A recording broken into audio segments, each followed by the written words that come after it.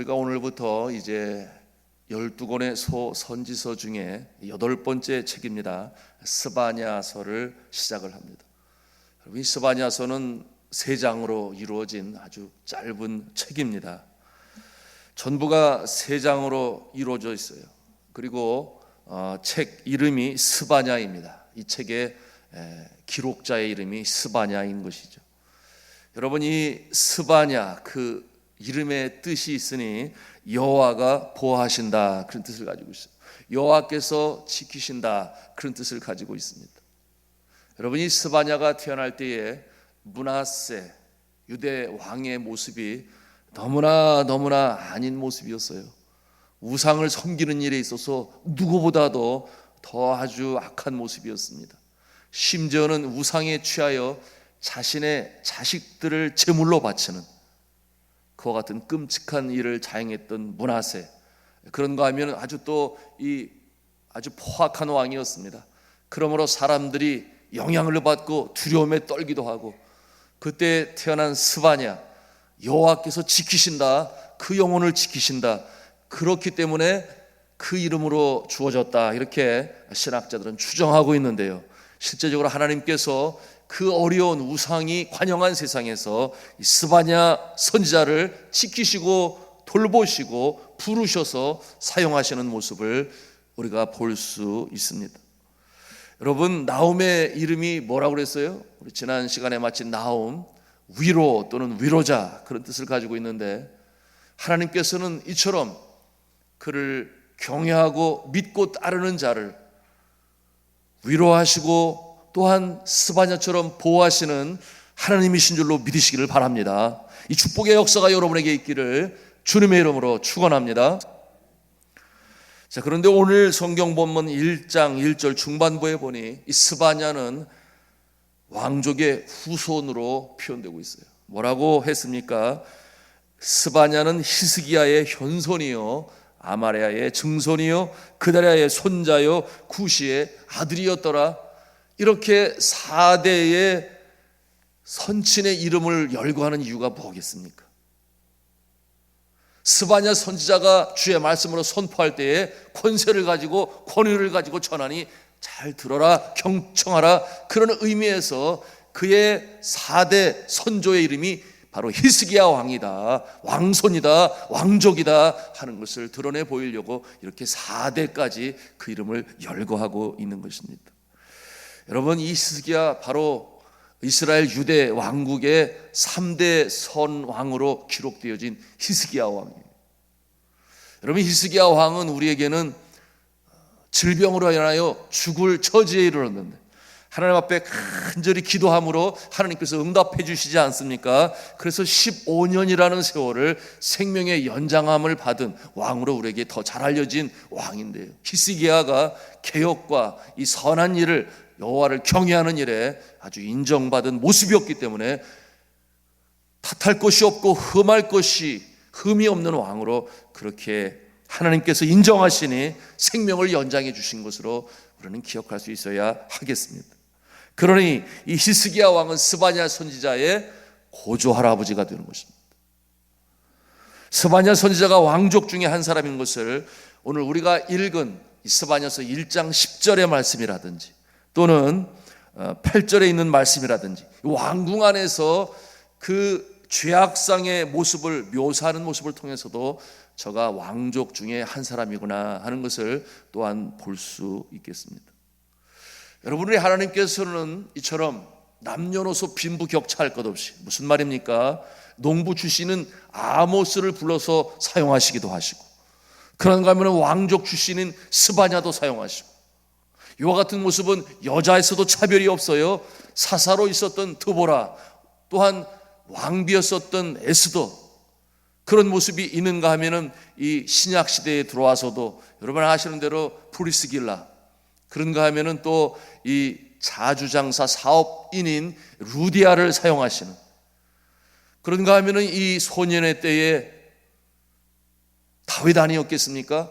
그런가 하면은 다니엘과 같은 남녀노소 빈부격차할 것 없이 하나님께서 부르실 때에 그와 같은 이 신분, 연령, 이와 같은 사회적인 위치, 성별을 뛰어넘어서서 부르시고 사명 주시고 사용하시는 줄로 믿으시기를 바랍니다. 우리가 이와 같은 모습으로 쓰임 받으시기를 주님의 이름으로 축복합니다. 이미 쓰임 받고 계시면 더 크게 쓰임 받으시기를 주님의 이름으로 축원합니다. 하나님은 그러신 분이세요. 자, 스바냐 전체의 주제가 있습니다. 오늘 말씀의 제목이기도 한데 우리 한 음성으로 하겠습니다. 멸망의 날에 위로받는 자들. 멸망의 날에 위로받는 자들. 여러분, 선지서의 내용을 우리가 읽으면 잘 알아요. 하나님의 심판이 가까이 왔다. 경고의 나팔이 울려 퍼집니다. 그러나 그 가운데서도 건짐을 받고 위로받는 자들이 있음을, 그와 같은 모습을 남은 자라 그렇게 또 표현을 해요. 그래서 이 남은 자 사상이 이 선지서를 통해서 우리에게 면면히 보여주고 계신데요. 사랑하는 성도 여러분, 이 하나님을 경외하지 아니하고 떠나서 우상을 숭배하고 그리고 죄를 일삼는 그들에게 하나님께서 심판의 날로, 여호와의 날로, 멸망의 날로 다가오시지만, 그러나 그 반대편에 있는 자들, 신실하게 여호와를 경외하고 따르고 순종하는 자들에게는 위로의 날이에요, 기쁨의 날이에요, 승리의 날인 줄로 믿으시기를 바랍니다. 우리가 이 소망이 없으면 이 땅에서 너무 쉽게 포기할 것 같아요. 세상의 대세에, 풍조에, 문화에 휩쓸려 떠내려가서 아이고 뭐 세상 사람들도 저렇게 사는데 나도 뭐 이렇게 대충 살지. 아니면 믿음을 지키다 너무나 지쳐서 힘들어서 아이고 나는 포기할래, 뭐 그런 모습 가질 수 있지 않겠습니까? 그러나 이 선지서를 통해서 우리가 배우는 것이 무엇이에요? 하나님이 다 보고 계신다. 하나님께서 악한 자를 심판하시고 선한 자를 다시금 위로하시고 세우신다. 이것이 선지서 전체에 흘러가고 있는 말씀의 주제예요. 요한계시록에서도 우리가 볼 수 있는 바로 그 주제 아니겠습니까? 자, 이 마지막 날, 심판의 날을 여호와의 날로 표현하고 있습니다. 사도신경에 우리가 그렇게 고백하지 않아요? 저리로서. 이 저리로서가 아주 고어인데 무슨 뜻이겠습니까? 그것으로부터, 그런 뜻이에요.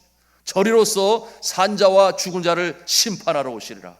그것으로부터, 하늘나라로부터 하나님이 우편에 앉아 계신 예수 그리스도께서 이 땅에 다시금 강림하셔서 산자와 죽은 자를 심판하러 오시는 날이 반드시 있을 것인데, 그날이 여호와의 날로 그렇게 표현하고 있는 것입니다.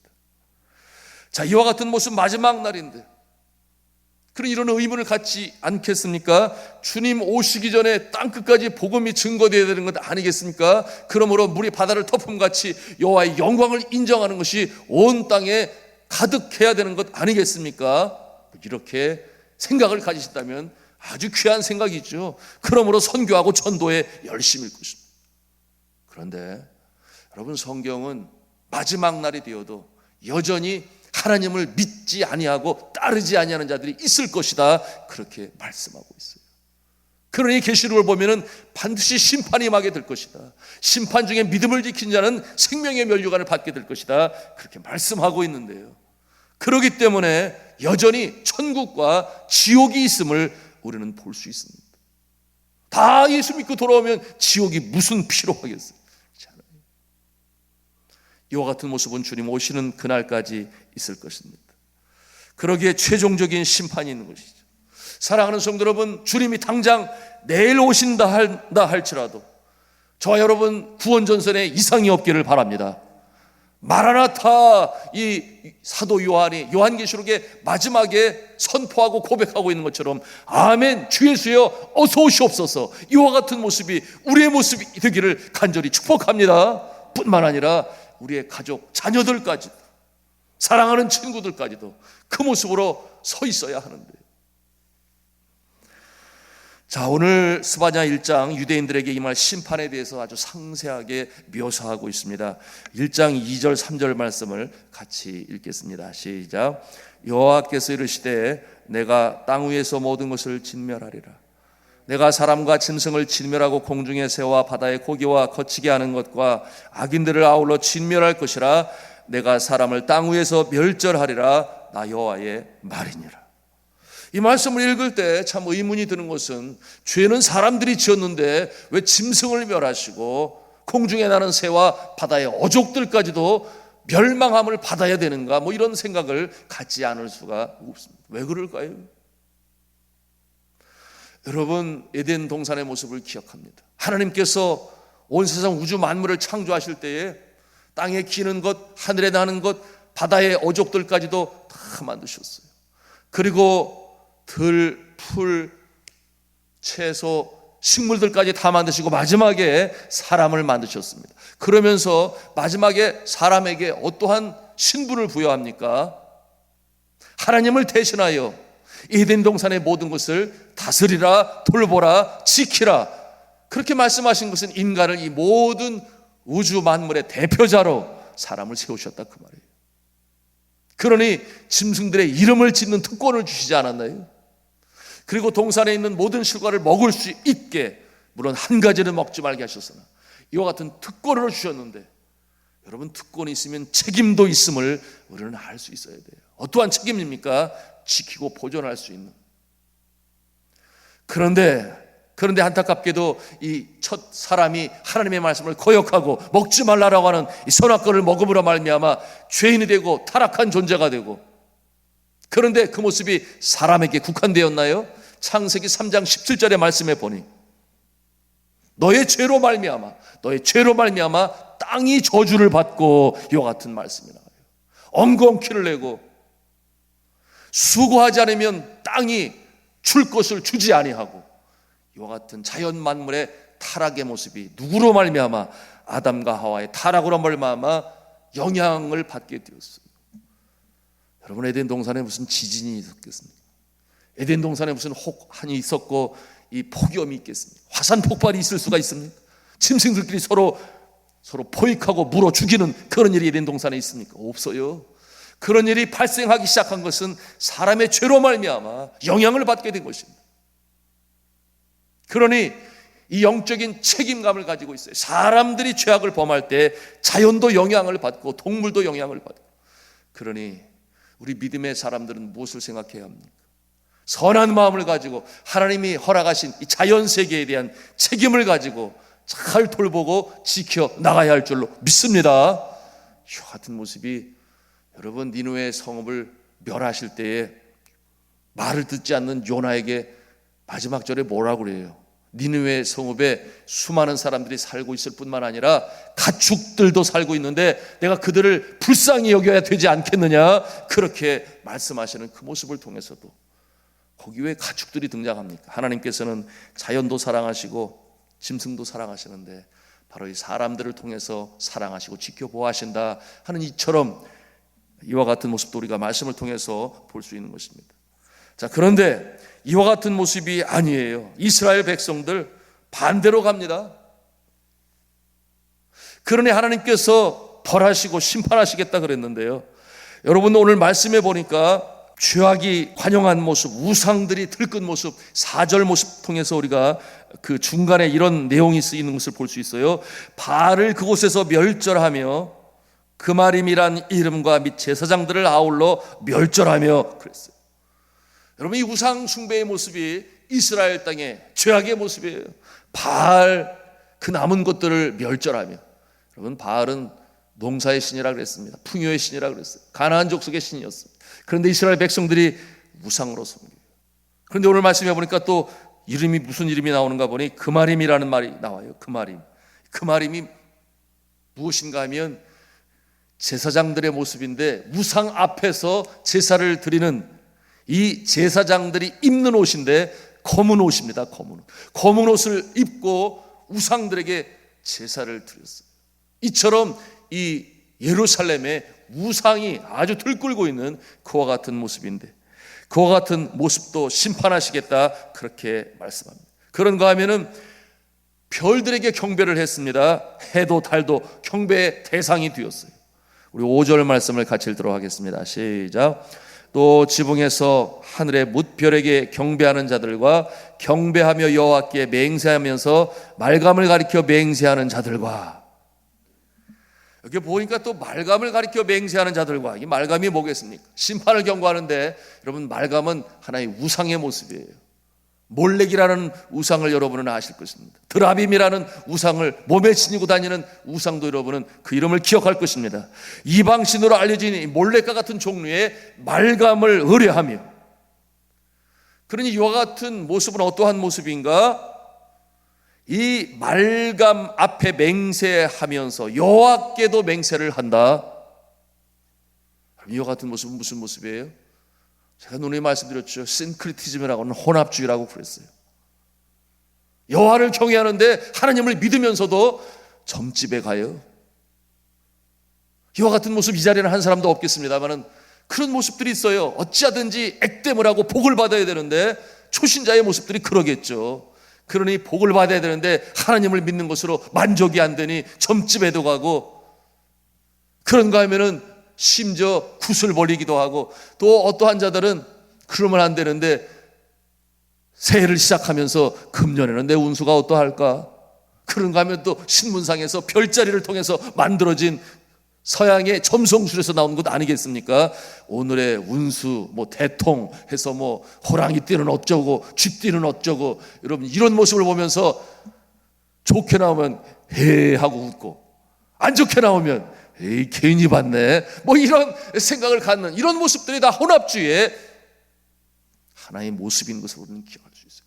그러지 말아야 되는데 믿음이 연약하면 연약한 존재가 그럴 수 있다. 그런데 이것이 죄 없다 그렇게 말하지 않는다 그 말이에요. 이 같은 혼합주의 모습이 이 이스라엘 백성들에게 있습니다. 여러분 1975년에 고고학자가 이 예루살렘을 발굴하는데, 이 홀랜드라고 하는 고고학자가 600개의 작은 말 인형을 발견하게 돼요. 그것이 1975년, 얼마 되지 않았어요.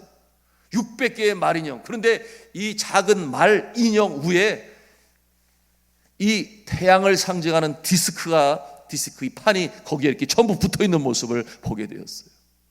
그런데 이 말이, 인형이 발견된 그 측정하지 않습니까? 이게 언제 시대의 것이었느냐 보니 바로 이 주전 8세기 그리고 7세기 스바냐 선지자가 활동하던 이 므낫세 그 다음 요시야 왕의 때에 그와 같은 모습이었음을 발견하게 되었어요.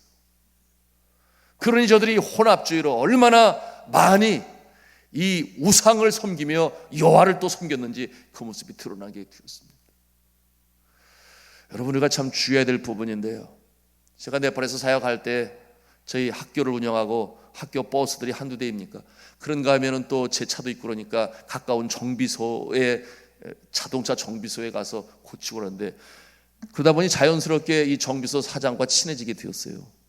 그리고 그 사장은 저희를 보니 사람이 괜찮고 그리고 친절하고 정확하고 한 번도 외상 밀리지도 아니하고, 그런가 하면은 가만히 보니까 이사이라고 하는 이 크리스찬이라는 것을 또 알게 되지 않았어요.